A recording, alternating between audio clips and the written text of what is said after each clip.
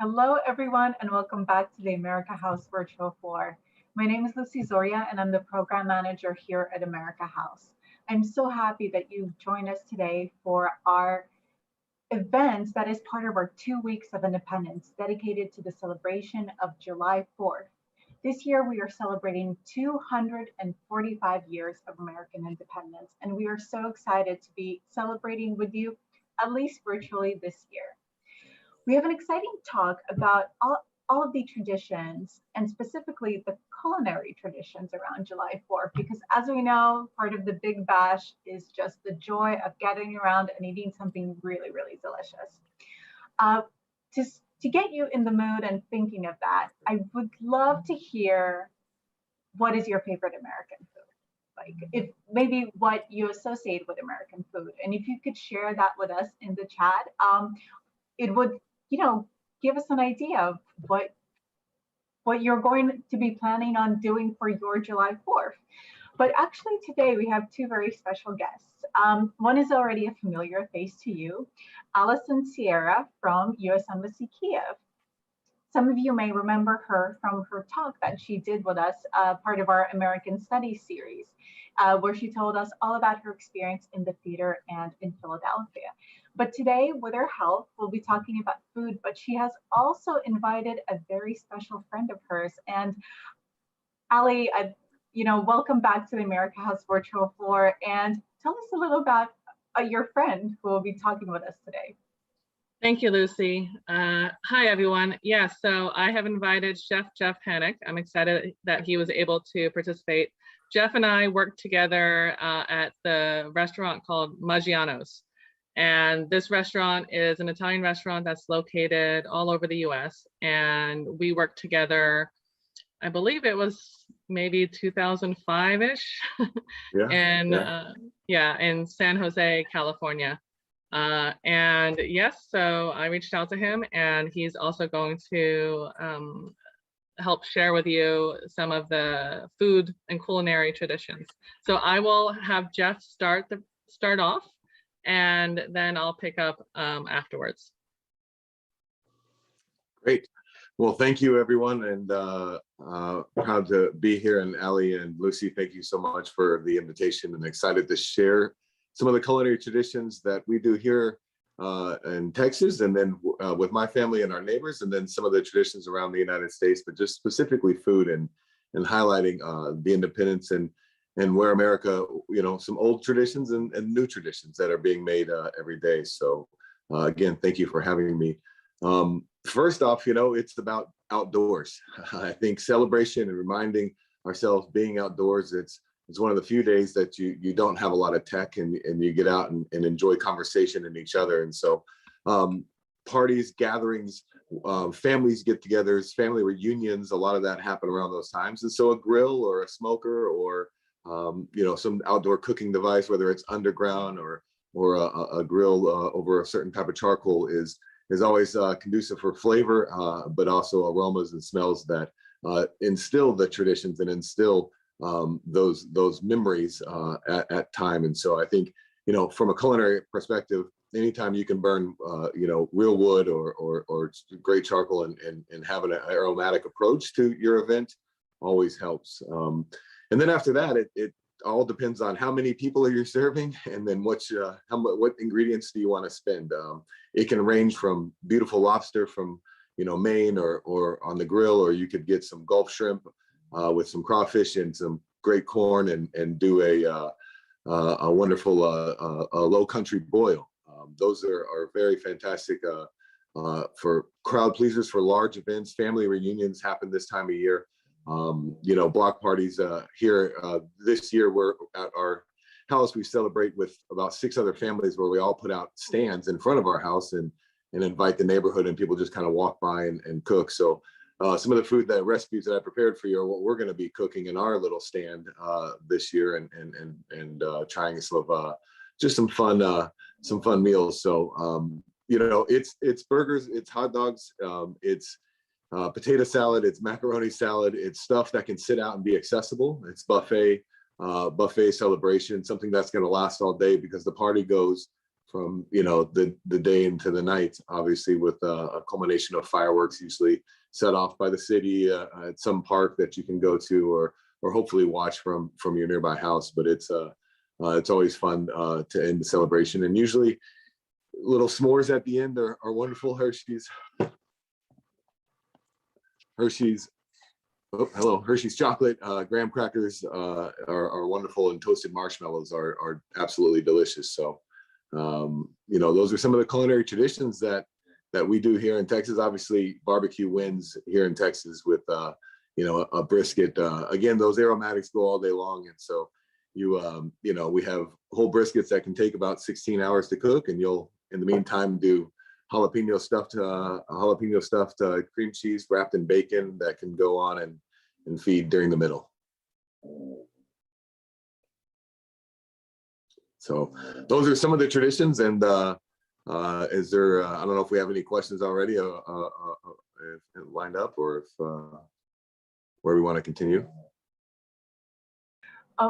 Thank you, Jeff. Oh, you talked about so many delicious things. It's really, getting really excited about all of this. I think that Americans and Ukrainians actually have a lot in common. Summer is barbecue season in the US. Ukrainians love some shashlik, getting together, smoking some meat with the family, some just beautiful fresh vegetables, and potato salad, definitely. Jeff, could you please share with us, what do you think makes a really great potato salad? What's a must for you? Well, I think for, it depends on who you're cooking for and what you want to have.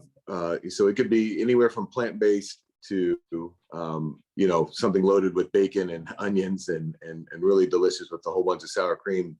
But the recipe and any approach that you do for 4th of July or for any cooking as a chef, I think it's cook with passion or cook with love. And I think when you can distill, take time and be patient, whether you're teaching a 5-year-old or an 8-year-old or a 10-year-old or a brand new 22-year-old that, has a passion to cook and they want to learn in the restaurant industry. I think the biggest thing as a chef that I want anyone, home cook or professional cook, to do is cook with your heart and cook with love. And then after you start there, work on a method or a technique. And so for potato salad, I think one of the methods that really is a wow factor from the guest point of view, and somebody that says, "Oh my gosh, it's delicious," is actually taking the whipped cream or sour cream and folding in a little whipped cream. So start whipped cream in think like on top of desserts, just don't add sugar. So whipped cream to about a stiff peak, and then you're folding in some sour cream into it. And that really provides a fluffier, lighter approach to what is known, predominantly as a dense, heavy salad. And then, of course, you mentioned the vegetables. I love vegetables. I think up your vegetables inside, practice on different cuts and different techniques and colors, I think always add to it. So potato salad, can have celery, it can have beautiful onions, you can even put carrots and, of course, herbs. Don't be shy to make a bunch of additives versus sticking to the traditional, mayonnaise, mustard, onion, salt, pepper, and bacon, which is still a fabulous dish. So it's a classic for a reason. Oh, sounds delicious. And I feel so inspired already. I actually have a follow-up, safety question. So you said that you have this big neighborhood bash and you keep everything out kind of on the tables. So food safety wise, how long can a potato salad, with a ton of mayo and with a ton of sour cream kind of sit out there? What's the limit? Yeah, so I think great question. Food safety is always important. I think having cold temperature and cold food is great. I always suggest putting, if you can, put it in an ice bucket or a tray that has ice, and that helps keep it cool. 4 hours is your max time that you want to be out. Again, temperature danger zone in Fahrenheit is 45 to 125, and that's what things multiply at their worst. I think the biggest thing is prepping small, store small. So if you make a batch of potato salad, put it into 3 or 4 smaller containers and just rotate those.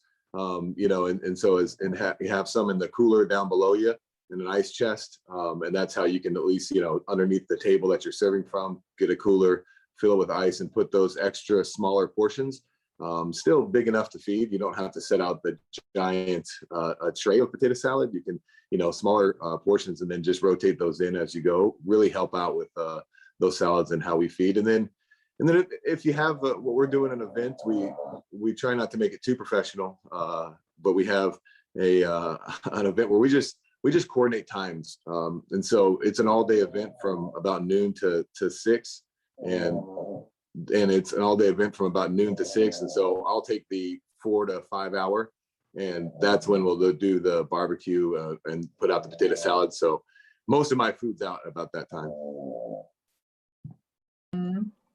Great tips. Definitely, I'll need to get some ice for my own kind of event that I'm planning. We have a nice comment from Marina that she's already thinking of food ideas, and that she always looks for foods from different countries, including the US, in our supermarket. So she loves to look for like peanut butter and things like that. So I guess my question to you, Jeff, would be, I don't know, how much have you traveled? Like, is it easy to find American food when you're outside of the US?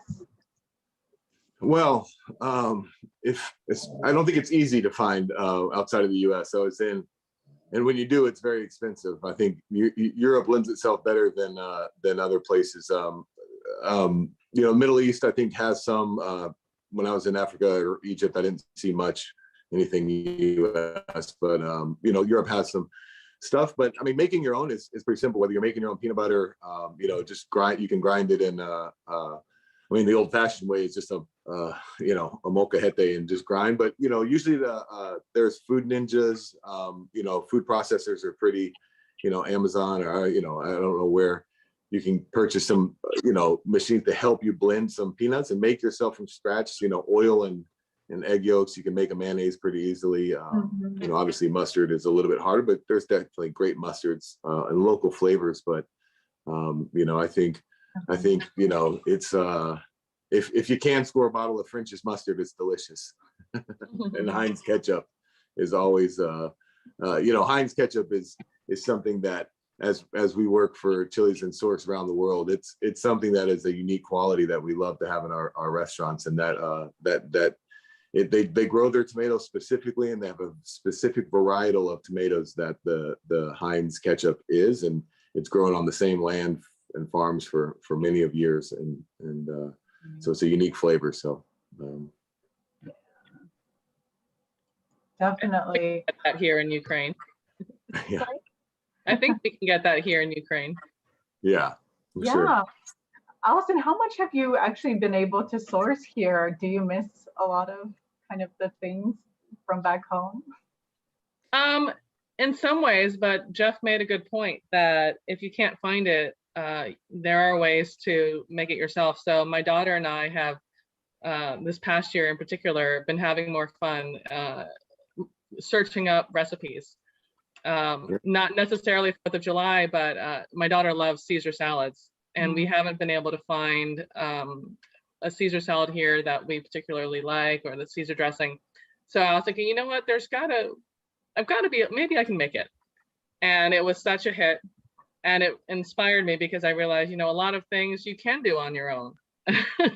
You don't have to go buy the store, the one at the store. Definitely. Very true, and it's so fun. It's so fun to work with your family, with your kids. That teaching element, and one thing, the silver linings of last year, and it's so great to hear and see that more people cooked at home and cook together, and that whether it's 4th of July or not. I mean, if you want to try making a croissant, or try making again a Caesar dressing, it's so fun and so easy, and you get such great quality, and that's really, I think, cooking things in season is what we as chefs want to preach to anyone. I think universally around the world, it's cook with what you have available, and cook from scratch, and then behind and for everyone as well, whether big companies or not. Sorry, Jeff, we lost you for a little bit there, but I think we got your sentiment. You actually shared some of your recipes with us before the event, and I wanted to check with you. Would you like us to share them with people that are watching? We can just drop them into the chat, and so that they can try them out, this weekend. Yeah, absolutely.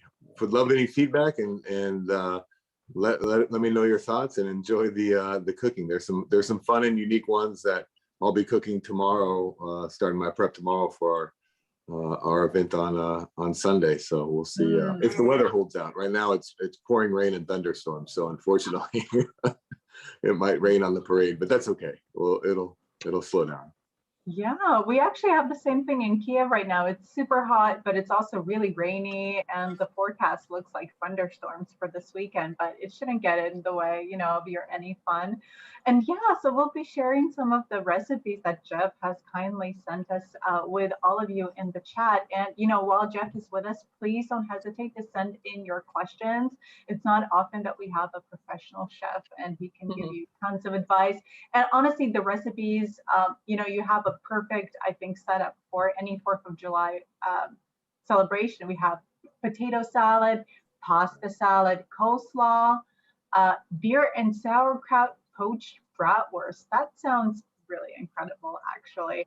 We also have some classic burgers, and also raspberry minted lemonade and Southern style sweet tea. Is the sweet tea really something? I've always read how huge it is in the South, but is it really that way? It's really that way. We have to offer both at the table, and really you have to request unsweet.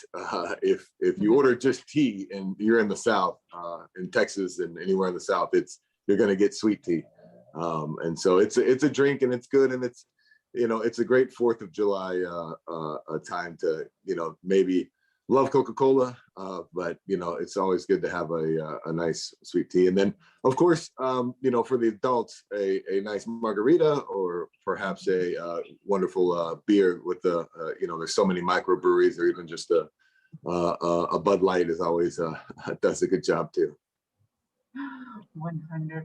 I actually have a comment from Marina, and she says that she really loves cranberry sauce.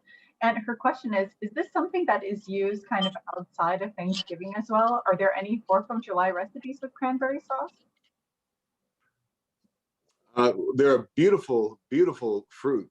So it's a beautiful fruit. And I think some of the cran, outside of it, just omit the cinnamon in your recipe. And so if you add like some orange juice and some brown sugar, and then omit the cinnamon, and you'll really not have that fall flavor, so to speak. And then if you freshened it up and added some strawberries, you could just do frozen strawberries as well, if you're not using, or if you have fresh, those are even better. And that'll add a unique twist. And then again, mint and a fresh herb at the end after it's been cooked, you can fold it in to add a little brightness. And so if you did that and put it on maybe perhaps a shortcake, if you baked a shortcake and cut it open, and you could put that cranberry strawberry jam or biscuits in the for the July 5th morning, perhaps might be a good wake up breakfast with a cranberry strawberry jelly. Oh, those are some great ideas, Marina. I hope that you'll use your imagination. And if you think of something, write to us. Maybe we could share with Jeff some Ukrainian ingenuity, and he can, recommend to others that are curious, where can they use exclusive cranberry sauce? So great. Love that. Would love that. That would be great to see.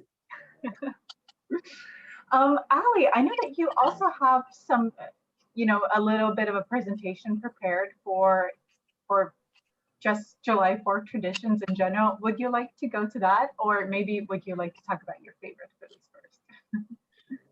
Well, I wanted to see first if Jeff had some other things to mention, but I also did have a question for Jeff before you continue. So I had put out kind of a questionnaire to friends and Facebook friends on like what their favorite 4th of July foods and traditions are. And I have it in my presentation, but there were 2 remarks regarding barbecue sauce. So I had one friend in Missouri who talked about, it's called Mall's barbecue sauce, and it's a Missouri barbecue sauce. And then I had my cousin in New York who talked about Baby Ray's, I think. Yeah, So yeah. I'm wondering, in Texas, is there a specific Texas store-bought barbecue sauce, or it needs to be like authentic, homemade? Well, always, if you're cooking your own brisket or you're cooking your own, smoking your own meats, definitely use the drippings and make your own. But Stubbs, STUBB, is a popular one out of Texas, and then Salt Lick is the other one, and that's just out of north of Austin. Those are 2 bottled, sauce recipes. It would probably be hard to find. I think you probably could find Sweet Baby Ray's in Ukraine. Maybe that's it's become very big.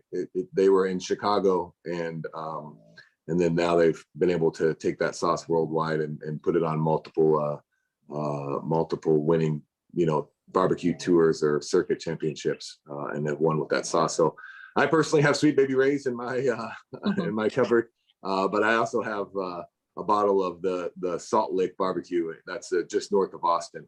And if you're ever so lucky to get to Austin or Texas, it's an amazing experience. Texas Monthly magazine puts out a top 50 barbecue restaurants every 4 years. It only comes out every 4 years, so it just came out this year with a new list of 50, and it's a fun tour and a great drive around Texas and seeing what all of the barbecue spots that there are, and it's a delicious tour, and they give you a little passport booklet to entertain yourself and when you're on your drive. So, again, as Ali mentioned, spend time with family, and those things are fun. Even if you do 5 of them or 3 of them, it's fun to go around and listen and talk and hear stories. Some of those people have cooks, pitmasters have been doing that job for 40, 50 years.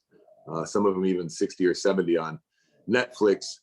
Chef's Table was one, just recently had a show on barbecue, and a lady named Tootsie has been cooking for 60 years in this one barbecue restaurant. She's the pitmaster, and she is just amazing, an amazing woman. And I mean, it's a lot of hard work, but the flavor is well worth the wait. So.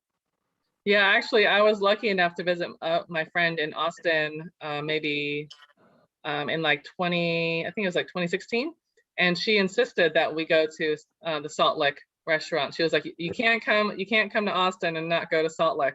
So I can vouch for, I can attest to it. It was really good. Yeah, that's great. Yeah, that's wonderful.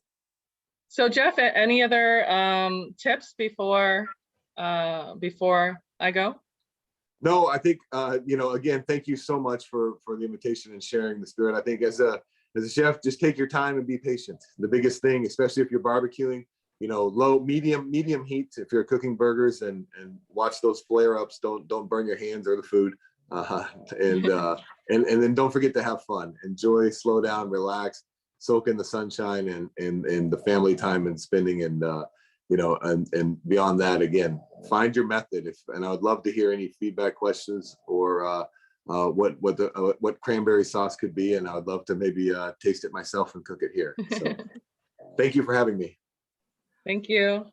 Thank you, Jeff. It was such a pleasure. And thank you for these wonderful recipes. I definitely know that next time someone is going to be visiting me for the United States, I'm going to ask them to stuff like half of their suitcase with all of these sauces, because now I'm so curious to taste them. You described them so beautifully. Oh, thank you so much. I hope that next year we'll be celebrating 4th of July at America House, not virtually. And we're going to try some of your recipes then when we're together. Yeah. Wonderful. Thank you so much. Much. Great. Have a great 4th of July. Happy 4th. Happy Independence Day. Happy Independence Day. Bye-bye. Okay. Ali, thank you for inviting Jeff. He's such a joy. Yes, I'm so happy he was able to participate. And it's definitely more fun when you have a professional sharing the experiences. I'm going to talk a little bit about the traditions, various traditions as well. And Lucy will share my presentation. Unfortunately, I had to use an old version because I was having some computer issues. So please forgive me. It's not as pretty as I had hoped it would be. Okay, let me see if I can get it to open. Okay, so I did a call out to my friends and family on Facebook and like, what are your memories? These are friends across the US, whether it's Texas like Jeff or California, New York, Missouri, Northeast, Southeast. So it was pretty consistent. Everyone was saying, the fireworks, the hamburgers, the hot dogs, the sparklers, the various foods. And so I'm going to show pictures of various firework displays and parades and concerts. And as Jeff mentioned, block parties are huge. So I don't know if that's a thing here in Ukraine, but I remember growing up with block parties. In particular, my hometown is Long Island, New York. And I remember going up to New York in the summers, and you basically would just go out on the street and there'd be like, I don't know, maybe 10, 20 houses, and everyone would like come out, they'd have their tables, they'd put their food out, and this was a way for everyone to enjoy each other's company. All the kids would go out and play, they'd play basketball. Sometimes, like, people have a pool, they'll just like jump in the pool. And it was just, very carefree, a lot of fun. It would go all day and until the big fireworks display at night. And let me see, my computer is really acting up today. Hold on one second. You can go to the next page. Okay, yeah, so as you may or may not know, New York City is known for the biggest firework display. It is hosted by Macy's, just like the Thanksgiving Day Parade. And here is a picture of the East End where the fireworks are showing. And you can, next slide, please. And then here in Miami, on this building, they say that it lights up red, white, and blue. So that's their tradition there. Next slide, please. Washington, D.C. So when we celebrate our Independence Day, we really kind of go back to, the old days. We have people dressed as Uncle Sam. I don't have a picture of that. We have pictures, back in 1776 with the colonials and Independence Day, and it's a really cool thing. It kind of really gets you in the spirit. Next slide. Here is Boston, Massachusetts. There's an orchestra, let me see, Boston Pops Fireworks, which I actually didn't know about until I was doing some research for this. And they do a music concert, and then it finishes with a fireworks display. And it's been going on since 1973. Next slide. And here's another picture. Next slide. Okay, so this is, hold on. Gonna try and, still having issues with my computer.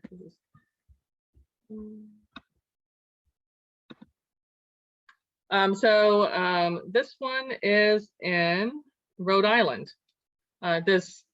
If you don't know where Rhode Island is, it's on the East Coast. It's near New York and Massachusetts. It's New England.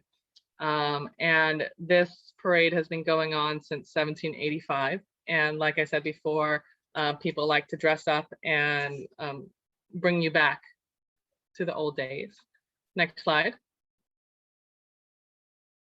So this was an interesting fun fact that I learned in working on this presentation. So Nebraska is a lesser known state, and here there's a small town called Seward, which has been named, let's see, it's been named, I can't read it now.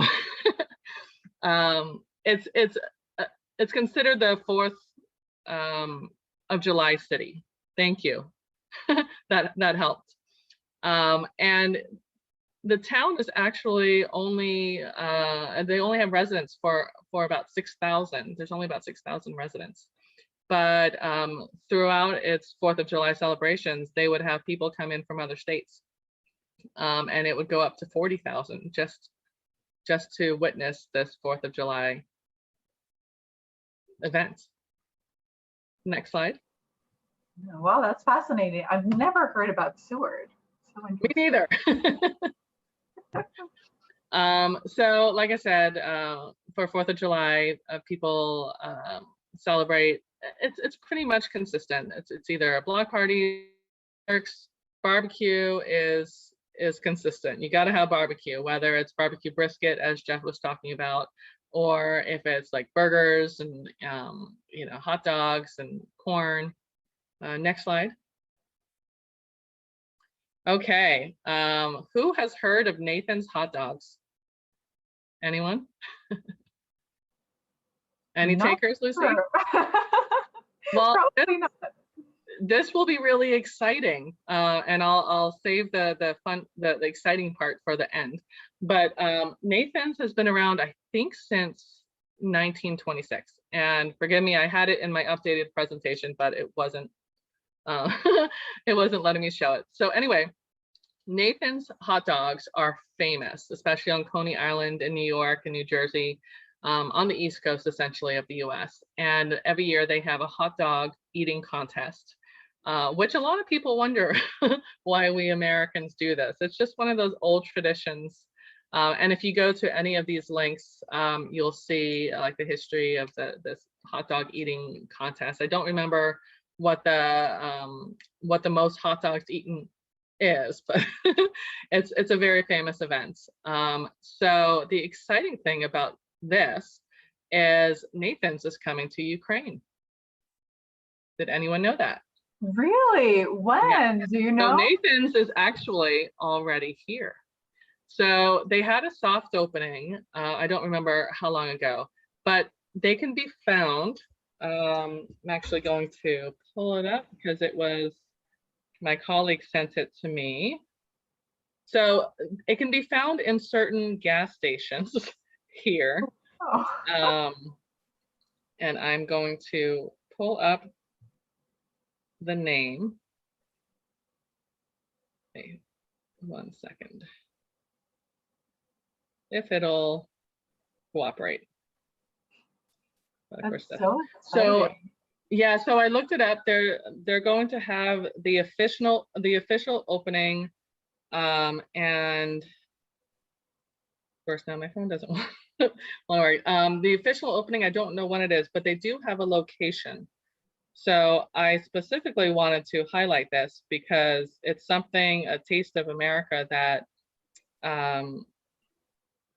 you can have here. Well, if I find it, if my email decides to cooperate, I'll send it.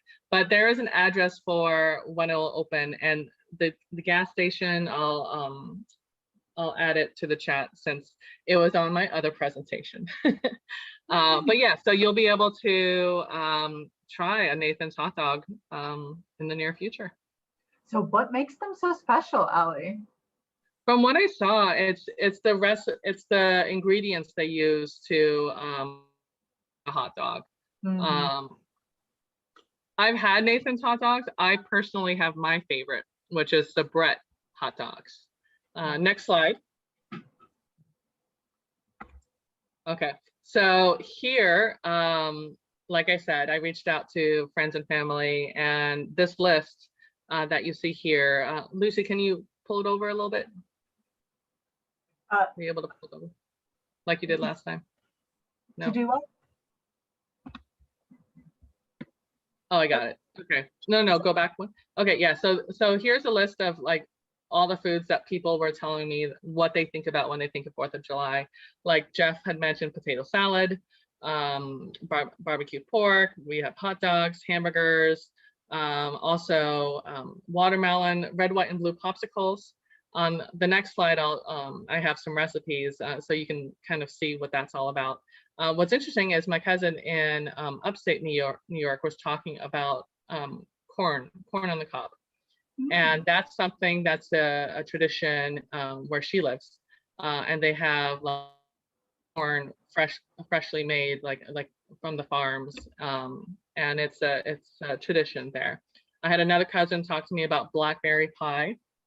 And you'll see here, I don't know if you do it here in Ukraine, but in the US, we were really big on anything flag related, anything American flag related. So you'll see pies that look like this, or like all the cakes are red, white, and blue.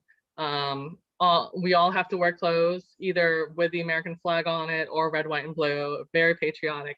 Jello jiggler stars. Have you eaten Jello here? I mean, I've eaten Jello. I know what that is, but I've never heard of Jello jiggler stars. Is that the star-shaped thing? It is. Let me try to put my finger. Almost got it. Yeah. But, So basically, they're just made in different colors and they're star-shaped here. So they're called Jello jiggler stars. And yeah. Next slide, please.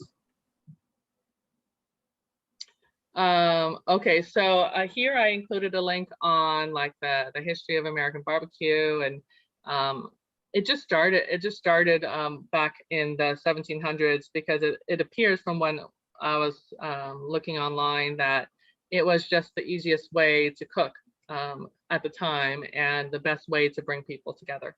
If you wanted to learn more, you could always go to this website. Next slide. And then, so here are the barbecue sauces that I had learned about.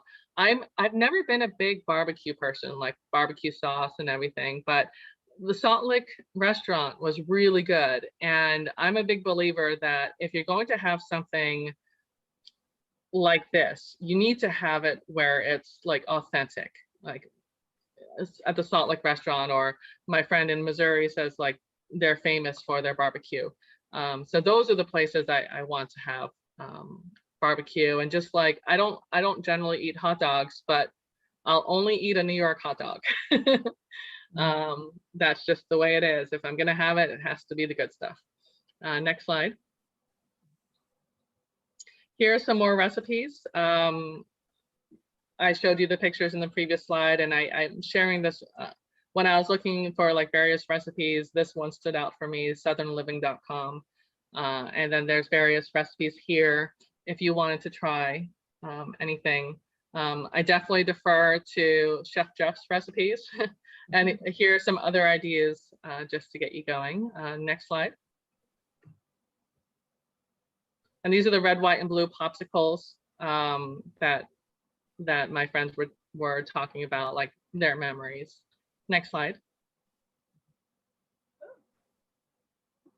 I think we're done. Yeah. Okay. Yeah. So yeah, that's pretty much American foods and traditions, and it really is about family more than anything else. Family and friends, just being with each other and enjoying, you know, fun food and fireworks and sparklers, and that's one aspect that has been changing over the years because of safety. It used to be where you know, the kids got sparklers and you could go get fireworks and light it up, but due to safety concerns, fireworks are very restricted right now. Some places in the States it's easier to get. There are some places you can't even get sparklers. Yeah, if you don't know what that is, it's just a very small stick, and when you light it up, it just sparkles. But even that is not allowed in many places. Yeah, that's a tricky one. When I was living in upstate New York, like on the 4th of July, and actually that entire month, like people would go nuts. Like there would be fireworks going off every night throughout the entire summer. Yeah, some people do it. Some people are putting up their fireworks all night. So you definitely get people, especially in areas where it's not allowed. You definitely get people like, wait, it's 4 in the morning, go to sleep. Yeah. We have actually a question from Marina. So you were just talking about sauces, but she's asking, they say that Tabasco sauce is the most popular. Am I right? Tabasco is very popular. It's never been my thing, but Tabasco sauce in general, I would say, is a big thing in America. In college, I had a friend who had Tabasco in her purse. Oh. I mean, it is that sacred. When you go out, you have to have Tabasco. Perfect. Any time of year. Yeah, I think that you can actually get Tabasco pretty easily here in Ukraine nowadays. So, do you know any kind of, I don't know, what's it used most commonly on? Just anything? I'm sorry, say that again? Yeah, do you have any recommendations? Like, what should one use Tabasco sauce on? Because you can get it in Ukraine pretty easily these days. I actually, unfortunately, cannot really answer that because I'm not a Tabasco person. I mean, people put it on everything. They'll put it on their pastas, on their rice, on meat, on everything. And I think Americans who like Tabasco just like Tabasco on everything. It's not specific to a specific food item. Yeah, probably. We also have a comment that I love when they make food looking like stars and stripes. Oh, that's such a fun tradition. I actually love that tradition. And whenever I've done 4th of July parties, sometimes it's like a contest to see who has the prettiest pie or the prettiest cake. And there's lots of like pie contests, cake contests, specifically for the design, whether it's like cutouts, like the shapes of the flag or the stars, but also even if it's just red, white, and blue. When I was in Singapore working at the embassy there, all the hotels voluntarily, I don't know when this started, but all the hotels in Singapore there'd be a contest, and they would all provide a 4th of July cake to the embassy, and we would have like 50 cakes. And like one would look like a hamburger, one would be it would look like Uncle Sam, another one the Statue of Liberty. It was like all different kinds, and then all the embassy employees would come and would do a taste test, and we would rank the cakes based on the design and the taste. And some of these cakes just blew me away, and the design and the creativity, even though we weren't in the US, it was really an honor to have this experience. Yeah, that sounds very special and very fun and very delicious. And no calories. Absolutely not. It just on July 4th, nothing counts. Exactly. It's just about having fun. What kind of what the taste profiles for some of those cakes? Do you remember anything maybe special? I think what I remember really is just the designs. I have the pictures somewhere, but and that was actually a big thing. We would all go around taking pictures of the cake, and I think I noticed that a lot of the times the cakes that looked the best didn't necessarily taste the best. Because a lot of times there's a lot of fondant that they use to make the design, but the fondant doesn't exactly taste good. But I don't, more than anything else, I just remember the designs and just being wowed. No, and that's the same, like, at block parties and parades and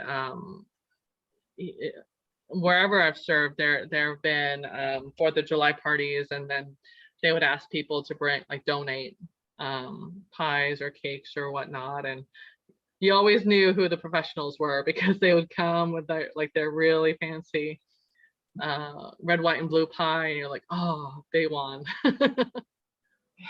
No competition. We have a comment actually that cake looking like hamburger or Uncle Sam. This must be incredible. I mean, really, I just keep imagining in my head to be really something. Yeah, I think it was like a triple layer burger with some French fries, and it was a cake. Incredible. I mean, the creativity of some of these pastry chefs and just amazing, truly. Yeah. But what it comes down to is it has to be significant, like whether it's a Uncle Sam or the Statue of Liberty or like a hamburger or like red, white, and blue. You can't go wrong if you wear red, white, and blue. Definitely. I mean, you Americans, you have the fun stuff. There's a lot of really cool stuff you can make red, white, and blue. And I mean, I really wish that someone could make some really fun yellow and blue kind of dishes for Ukrainians' independence. I mean, corn probably yellow, I think sounds good. You can make like all kinds of things yellow and blue. Just use yellow and blue dye, right? No, that's true. But you have the shape, you know, we just have the stripes, but you have the really fun shape. Yeah, it's true. Oh, Katerina says that she knows where they have Nathan's at the SoCar gas station. Yes. Yeah. So my colleague says that if you go into the gas station, it's actually like a kiosk and it says Nathan's. Okay. I've not tried it though, so I cannot vouch for it, but I'm pretty sure it's going to be authentic. Okay, yeah, but next road trip, consider stopping by and having a taste. Definitely. And actually, I'm going to see if the email came up where I received the address. Just 1 second. Oh yeah, here it is. It's at Stoluchny Shos 100. Uh-huh. Do you know that? Yeah, uh-huh. So it's not open yet. Okay. But that is the location where I am told it will be.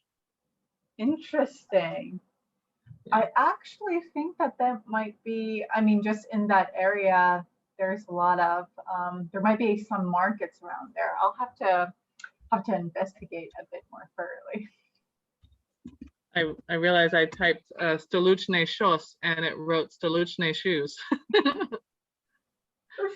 Oh man, that autocorrect, always. Darn autocorrect. Get you lost here in Ukraine. Definitely. On the subject of hot dogs, I actually want to ask you, have you ever tried these hot dogs, like these mini hot dogs? I was very surprised to find out that kind of in upstate New York, they have this kind of regional specialty around Albany, and they have these like mini hot dogs and they're covered with this like onion sauce. It was very interesting. I'd never seen them anywhere. Have you tried those?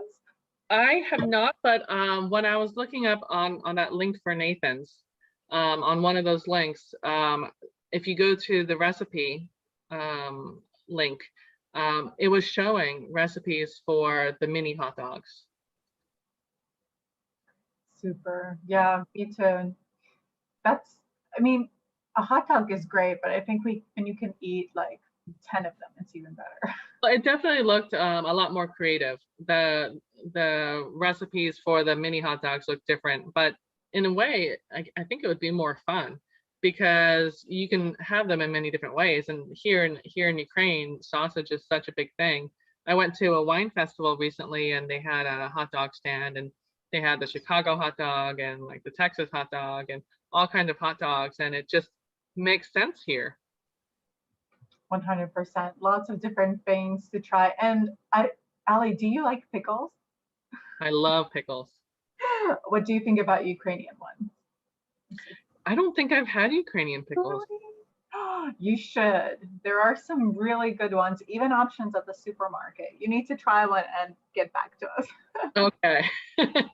But I always believe in having like making sure the first one is like good. So like I when I first got here and we were mostly in lockdown, I wanted to try borscht. But I'm like, I can't order borscht via takeout. because the first time I tried borscht, it has to be good. And we ended up going to Lviv, loved it. So I need a good recommendation, Lucy, for the pickles. My first Ukrainian pickle. Okay, I really like, there's like some, they make these like small ones, they're called piccola. It's just like piccola and cornichon, they're like just different types of the pickles themselves.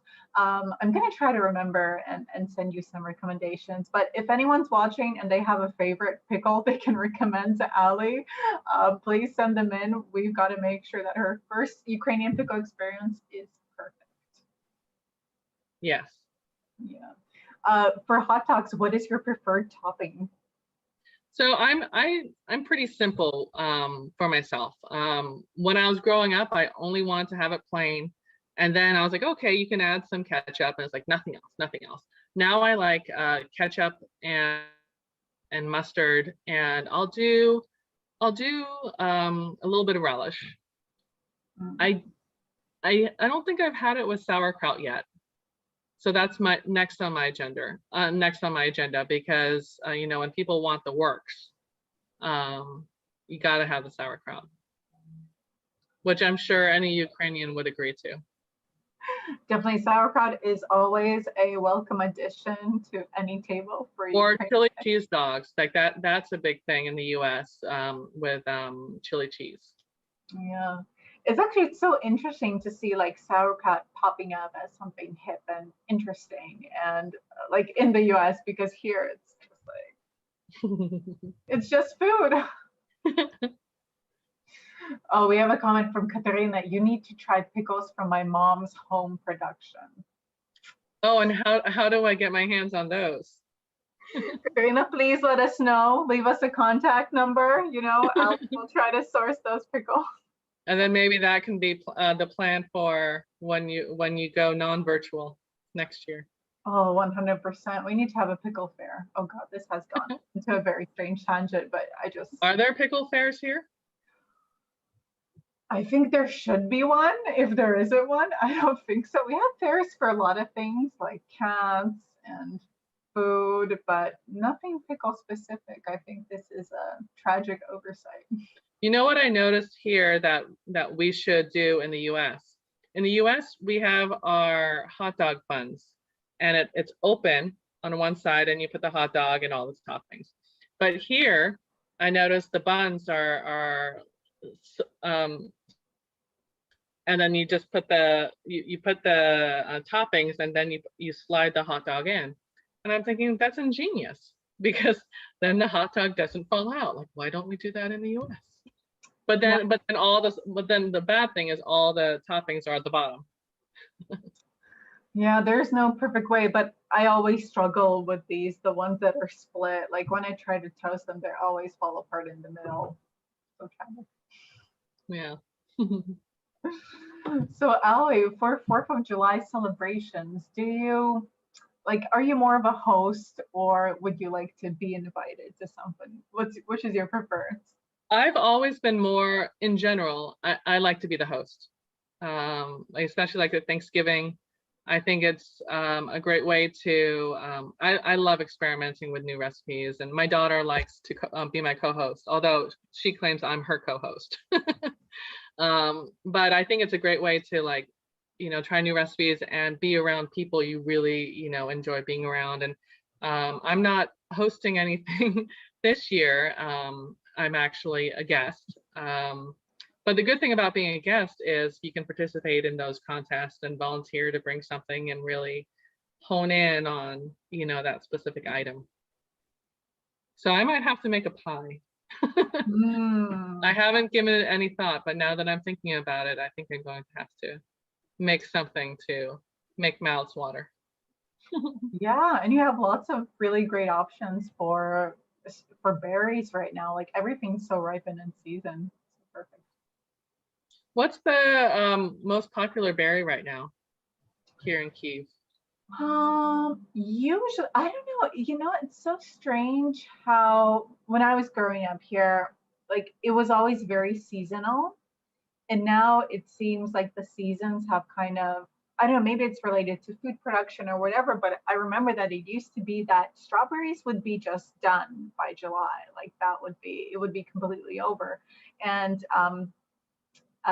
like peaches would be the main thing, like starting from July. But right now we have some, you know, the strawberries are still beautiful, and cherries are so good right now here in Ukraine. I might have to make a cherry pie. Yeah, the cherries here are really great. And one thing that I found always very interesting, that Americans, they don't make the distinction between like sour cherries and just cherries. Like they're all cherries. But here in Ukraine, we either have like sweet cherries, and that's a cherry, but the sour ones are called vishna, and they're treated as like their whole, like a whole separate thing, basically. Yeah, I think when I first got here, I like to get cherries for my smoothies. And when I first got here, I grabbed, I guess, the wrong bag because they look so similar.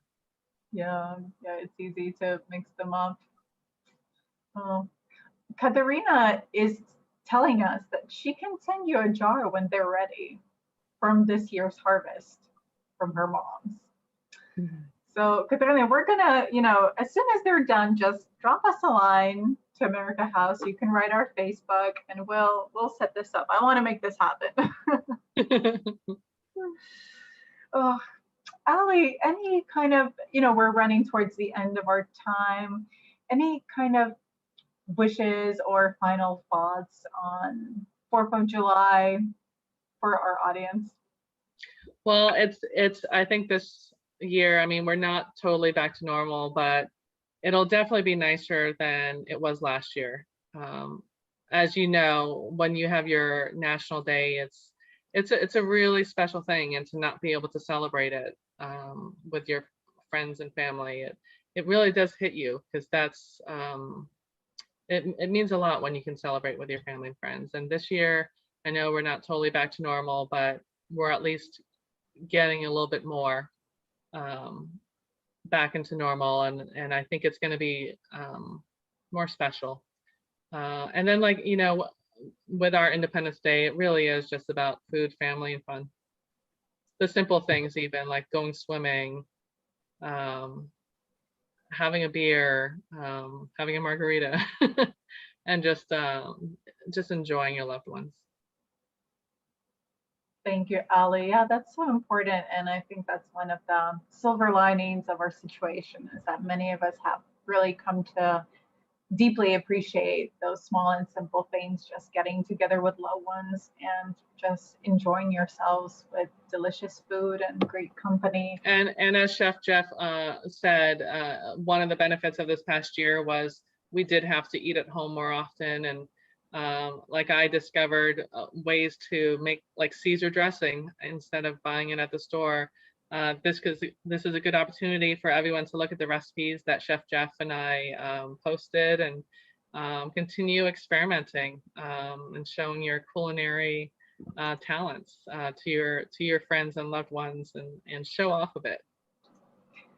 Thank you so much, Ali. I do think that probably many people were inspired by today and thinking ahead of some, you know, great ideas to get together on Sunday. I mean, even if you're, you know, not even if you're not an American, you can still celebrate. You can still get together with your friends.